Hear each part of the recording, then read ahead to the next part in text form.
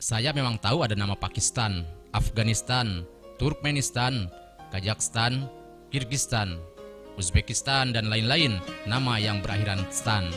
Namun, saya tidak tahu bahwa ternyata ada pula nama Londonistan. Ternyata, Londonistan adalah julukan terbaru bagi sebuah kota yang bernama London.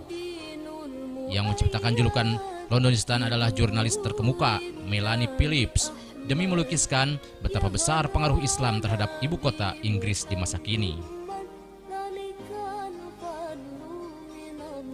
Sejak 2001 sampai 2016, di London telah didirikan 423 masjid baru, sementara sekitar 500 gereja telah ditutup.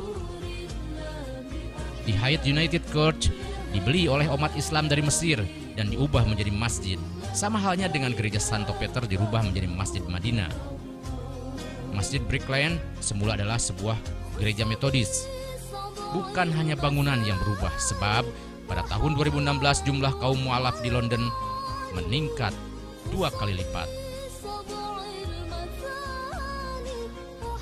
The Daily Mail sengaja secara khusus mempublikasikan sebuah foto fakta Londonistan, antara lain dengan foto sebuah masjid dan sebuah gereja bertetangga di pusat kota Londonistan, atau adegan di dalam gereja San Giorgio yang berkapasitas tampung 1.230 jemaat, namun hanya dihadiri 12 orang pada upacara misa, dan hanya 20 orang tampak hadir di dalam katedral Santa Maria.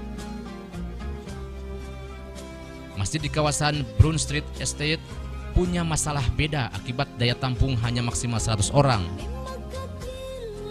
Maka setiap Jumat, umat terpaksa meluber ke jalanan. Wali kota London masa kini adalah Muslim. Cherry Fitch dari Universitas Oxford menyatakan hegemonitas umat beragama di Inggris masa kini memudar akibat dominasi Kristen memang lenyap. Direktur The National Secular Society, Kate Parterswood, yakin bahwa di Inggris dalam 20 tahun mendatang jumlah Muslim akan lebih besar ketimbang jumlah Kristen. Menurut riset Nansen Social Research Institute, jumlah umat Anglikan pada lingkup waktu 2012 sampai 2014 mengalami kemerosotan menjadi sekitar 1,7 juta.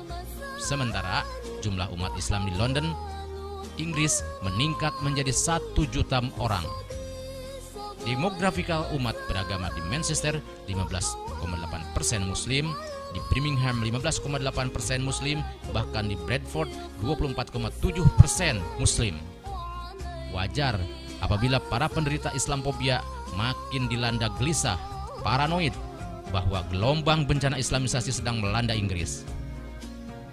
Namun, bagi mereka yang mengerti kodrat proses peradaban, sama sekali tidak merasakan apalagi menganggap fenomena Londonistan sebagai suatu mimpi buruk di malam hari. Gejala Londonistan sekadar ekspresi perubahan peta demografik keagamaan di Inggris, di mana kebetulan agama Nasrani sedang mengalami masa pasca kematangan, sementara Islam sedang mengalami masa pertumbuhan. Kemerosotan jumlah umat Kristen bukan akibat pertumbuhan Islam.